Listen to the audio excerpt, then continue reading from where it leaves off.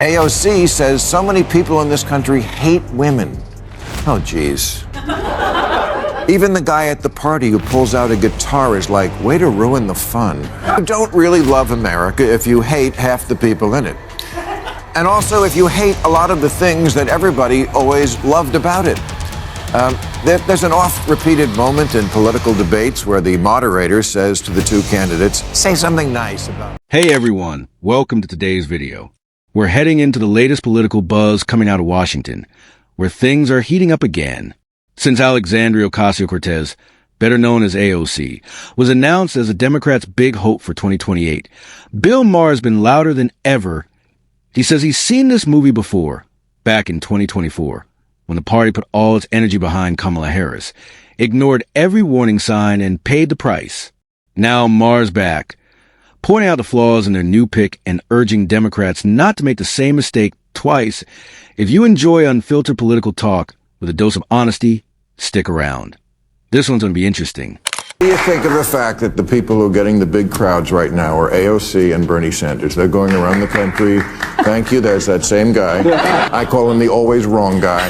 Okay, but I feel like, big crowds, again, the shiny object that the Democrats chase. It's not about the big crowds that come out to you when you're talking in a festival or wherever they are.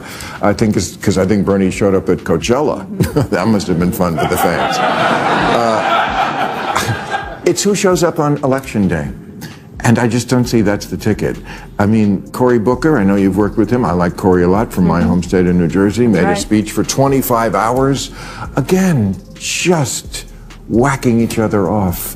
This is just not what's going to get the job done. Just days after AOC's name started circulating as a possible replacement for Kamala Harris, things began to unravel. Instead of gaining support, she's been damaging her credibility with one awkward media moment after another. From shaky economic arguments to confusing policy comments, she's raising more doubts than confidence. And if this is the person Democrats plan to push for 2028, they may want to rethink that strategy quickly. Because the more she speaks, the more voters are asking the obvious question.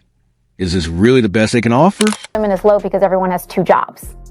Unemployment is low because people are working 60, 70, 80 hours a week and can barely feed their kids. Everybody's an idiot except for me. Capitalism has not always existed in the world, and it will not always exist in the world. When this country It is the system that, unlike all the others, has lifted more people out of poverty over the course of human history than any other system. Well, so I think that those things that you talk about, that you discuss, are part of the course of human evolution. This is exactly why Bill Maher keeps raising the alarm about AOC. When you strip away the fiery speeches, social media outrage, and constant attention, there's not much real substance left.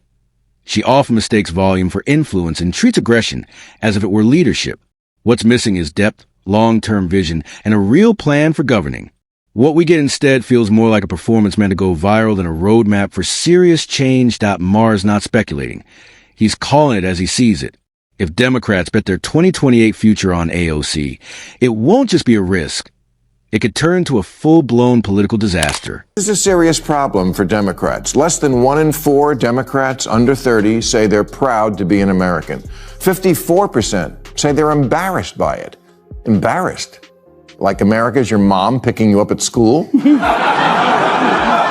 You're embarrassed to be an American? Well, guess what? The feeling's mutual. Because you have no perspective. Is America perfect? No, of course not. No country is. The Democratic Party is losing ground fast as more voters grow tired of obsession with woke politics. Biden left office surrounded by confusion and unfulfilled promises, while Kamala Harris made things worse with rambling, unclear messages that left people cold. Now AOC seems to be repeating the same mistakes, stuck in an ideological bubble that's driving middle America further away. Newsom and Walz aren't helping much either, both weighed down by scandals and out-of-touch policies. Even loyal Democrats are quietly moving towards centrist independence or walking away from politics entirely. The real problem isn't just who's leading, it's the agenda itself. one that ignores economy, public safety, and plain common sense. Don't really love America if you hate half the people in it. And also if you hate a lot of the things that everybody always loved about it. There's an oft-repeated moment in political debates where the moderator says to the two candidates, say something nice about your opponent. We'll get to Maher's main argument in a second, but first, here's what he's calling out. He says AOC and the far left wing of the party show open contempt for traditional American values.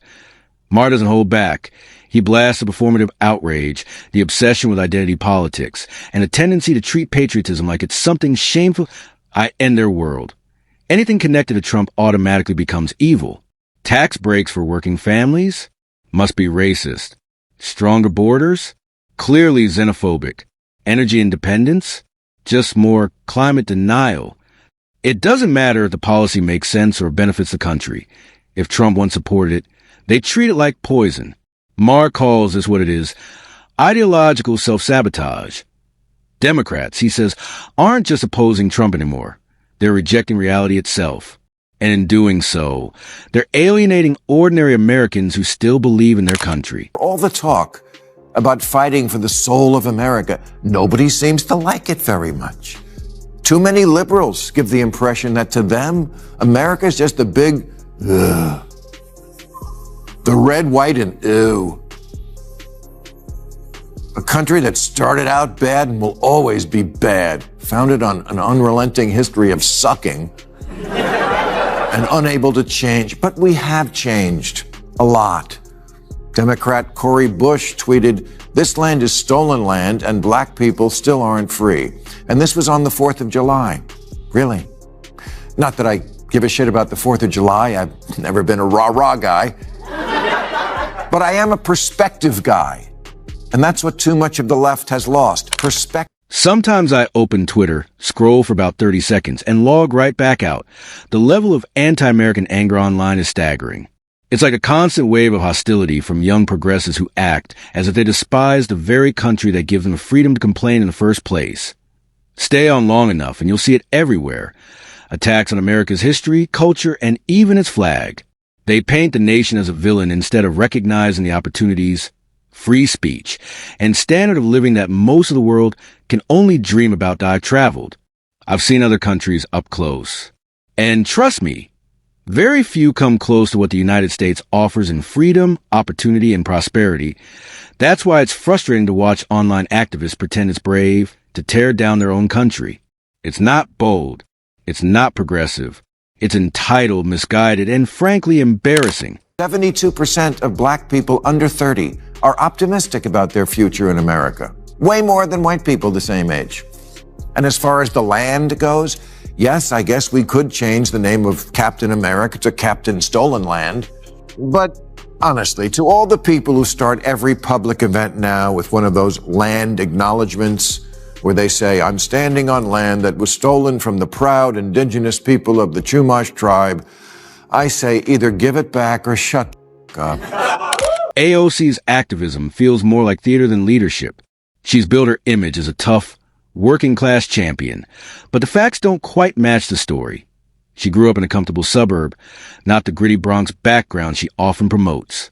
And the famous bartender's story? It's hardly unique. Millions of college students work service jobs. That's normal life, not a political credential. What she's selling isn't authenticity. It's branding. And more people are starting to notice the gap between the image and the reality. AOC says so many people in this country hate women. Oh, geez. Even the guy at the party who pulls out a guitar is like, way to ruin the fun. Compare the rights women have in America with most of the world. And the difference is massive. Here, women can vote, own property, run businesses, choose their careers, dress how they want, and live independently. No permission required. They can hold office, speak freely, and shape their own future. In many other countries, that level of freedom still doesn't exist. Women there are silenced, restricted, or legally treated as second-class citizens. Yet AOC and her allies try to paint America as hostile to women, simply because it doesn't cater to every demand of extreme gender politics. But disagreeing with radical ideology isn't hatred, and questioning overreach isn't oppression. The irony is striking. They talk about systemic misogyny in the very country that gives women more rights and safety than almost anywhere else on earth. Congressman Jamal Bowman says capitalism is slavery by another name. No, it's not. It's the thing that has given more people more prosperity and hope than any other system, flawed though it surely is. Then there's the constant attack on capitalism, which falls apart under real-world scrutiny. Critics love to tear down the same system that built the most prosperous and innovative nation in history. Socialism and communism might sound noble, equality, shared wealth, no poverty. But in reality, they failed over and over again. Look at Venezuela, Cuba, or the Soviet Union. Nations rich in resources and potential, now remembered as warnings. People don't flee America to reach those systems. They flee those systems to reach America. That fact alone says everything. Capitalism isn't perfect, but it rewards hard work, sparks innovation, and drives progress. What America needs isn't socialism. It's systems that actually work. And something like the free market is kind of synonymous with America. And if you don't like it, I don't know how you can say you love this country. You know who loves this country?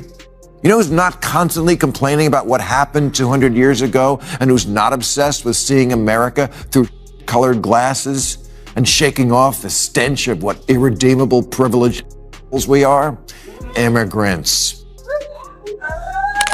Immigrants understand better than anyone what life is like without freedom.